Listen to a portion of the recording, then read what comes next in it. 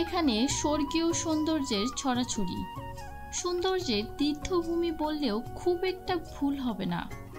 এটা বাংলাদেশের পার্বত্য জেলা খাগড়াছড়ি। মানুষ এই জায়গাটিকে ভালোবেসে বলেন বাংলাদেশের রূপের রানী।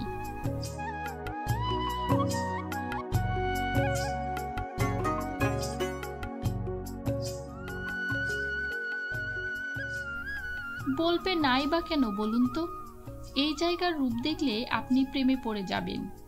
যদি মনে হয় প্রতিদিনের একঘেয়েমি জীবনে বিরক্ত লাগছে, পাহাড়ের বুকে হারিয়ে যেতে চান, তাহলে খাগড়াছড়ি থেকে কয়েকদিন ঘুরে আসুন না। এখানে দুশ্চিন্তা দুঃখ আপনাকে ছুঁতেও পারবে না। আপনার সাথে বন্ধুত্ব পাতাবে নাম না জানা নদী আর ঝর্ণাধারা। শুধু দেখবেন আর মুগ্ধ হবেন।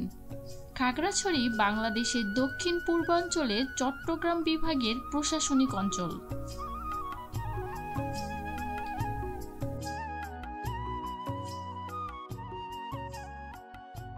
রূপের রানী খাগড়াছড়ি। চারপাশে বিছিয়ে রাখা শুভ্র মেঘের চাদরের নিচে রয়েছে সবুজ বনরাজিতে ঘেরা ঢেউ খেলানো অসংখ্য ছোট বড় পাহাড়। তার মাঝ দিয়ে আঁকাবাঁকা হয়ে সর্পিল রাস্তা চলে গেছে দিগন্ত জুড়ে। পাহাড়ের বুক চিরে আপন মনে বয়ে চলা নাম না জানা নদ নদী ও ঝর্ণাধারা যে কোনো ভ্রমণ পিপাসুদের মন কাড়তে সক্ষম।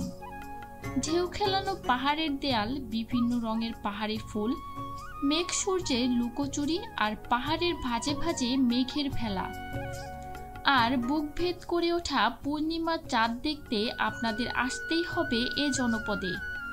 মূলত এটি পার্বত্য জেলা। এ জেলা নানান বৈচিত্র্য, ঝর্ণাধারা আর উঁচু নিচু পাহাড়ে সমৃদ্ধ।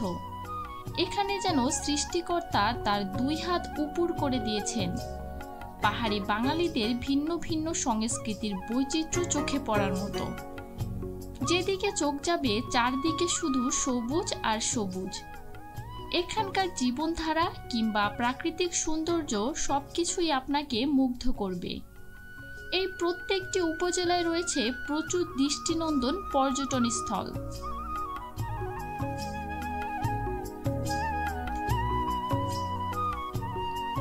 প্রথমেই বলতে হয় দীঘানালার তৌদু ঝর্ণার কথা।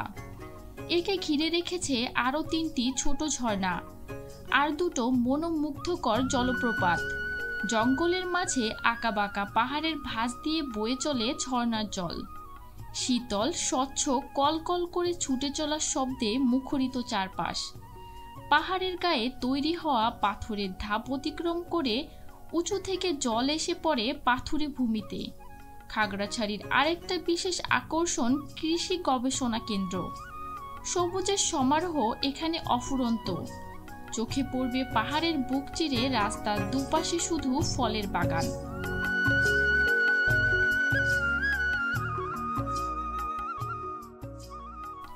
স্বচ্ছ জলরাশি আর নানান প্রজাতির পাখি। এখানেই আবার রয়েছে দেবতা পুকুর। কথিত আছে স্থানীয় বাসিন্দাদের তৃষ্ণা নিবারণের জন্য নাকি স্বয়ং জলদেবতা খনন করেছিলেন এই বিশেষ পুকুর। তাই স্থানীয়রা এই জলকে দেবতার আশীর্বাদ বলেই মনে করেন। খাগড়াছড়ির মাটিরাঙ্গাতে রয়েছে রহস্যময় গুহা, যাকে কেউ বলেন দেবতার গুহা, আবার কেউ বলেন আলুটিলা গুহা। এখানে একেবারেই সূর্যের আলো প্রবেশ করে না। প্রবেশ করতে হয় মশাল জ্বালিয়ে, পা ফেলতে হয় সাবধানে। রীতিমতো গা ছমছম করা পরিবেশ।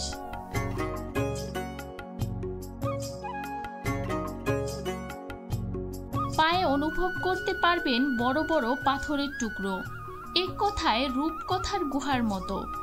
আলুটিলার পার্বত্য চূড়ায় দাঁড়িয়ে আপনি প্রায় 6 কিলোমিটার দূরে খাগড়াছড়ি শহরের দৃশ্য দেখতে পারবেন। এই উপজেলার সব থেকে সুন্দর জায়গা রিছাং ঝর্ণা। এই ঝর্ণার সমগ্র যাত্রাই রোমাঞ্চে মোড়া। দূরে চোখ পড়বে উঁচু নিচু সবুজ পাহাড়, উঁচু ঝোপ আর বেগুনি ফুল।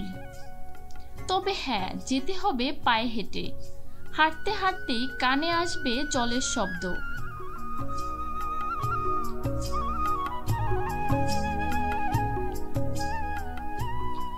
বলা হয় প্রকৃতির অপার সৃষ্টি এই ঝর্ণা। আপনি যখন উঁচু পাহাড়ের গা ঘেঁষে পায়ে হেঁটে যেতে থাকবেন, তখন আপনার দৃষ্টি আটকে যাবে পাহাড়ি সবুজ আর জীবনধারার অপূর্ব সৌন্দর্যে। টিছাং ঝর্ণার ঠান্ডা জলে নেমে আপনি সাঁতার কাটতে পারবেন, গোসল করতে পারবেন। যারা একটু দুরন্ত প্রকৃতির, তাদের জন্য এখানে ওয়াটার রাইডের ব্যবস্থাও রয়েছে, তাও আবার সব বিনা পয়সায়।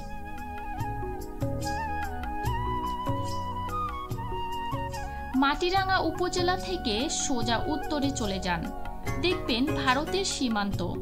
সেখানে রয়েছে ভগবান টিলা। পাহাড় আছে আর চা বাগান থাকবে না, এটা তো হয় না। খাগড়াছড়ি জেলার রামগড় সীমান্তের গা ঘেঁষে রয়েছে সড়কের দুই ধারে বিশাল চা বাগান, যা ভ্রমণ পিপাসু পর্যটকদের স্বাগত জানাতে সেজে উঠেছে সবুজ সমারোহে। বুঝতেই পারবেন না যে আপনি সিলেটে নাকি খাগড়াছড়িতে আছেন।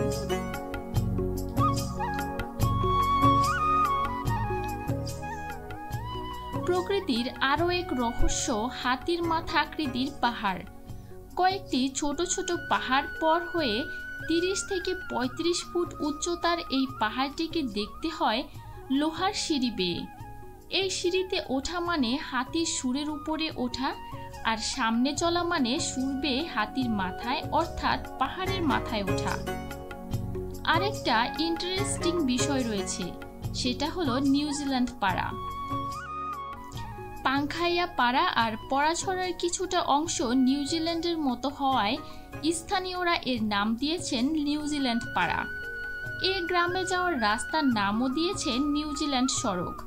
আর কেনই বা হবে না, সমতল ভূমিতে থাকা সবুজ শস্য ক্ষেত আর মাথায় সাদা মেঘের ফেলা, আর অপরদিকে পাহাড়ের সৌন্দর্য, সবকিছু মিলিয়ে তৈরি হচ্ছে প্রকৃতির এক দুর্দান্ত ল্যান্ডস্কেপ। খাগড়াছড়িকে হয়তো এই জন্যই রূপের রানী বলে থাকেন সবাই।